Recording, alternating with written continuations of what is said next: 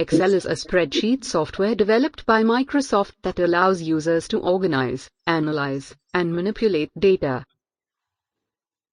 In Excel, there are three primary components: rows, columns, and worksheets. Rows. In Excel, a row is a horizontal set of cells, numbered from 1 to the maximum number of rows in the worksheet.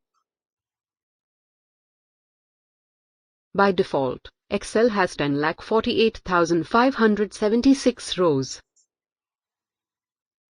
Each row is identified by a number along the left side of the worksheet, and it's used to organize data by grouping similar items together. For example, you might use a row to list the names of employees or the products in a store. Columns. In Excel, a column is a vertical set of cells, labeled alphabetically from A to Z and then R to ZZ and so on, up to a maximum of 16,384 columns.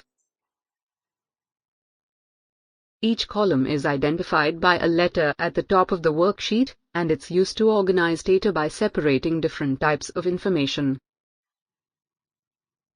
For example, you might use a column to list the salaries of employees or the prices of products.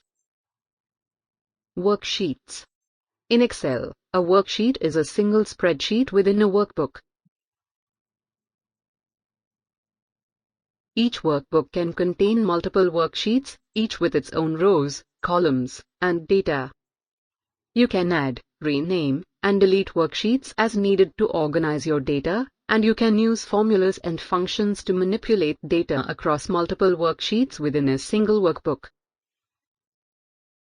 Overall, rows, columns, and worksheets are the basic building blocks of Excel, and understanding how to use them effectively is essential for managing and analyzing data in a spreadsheet. If you like the video, please subscribe the channel.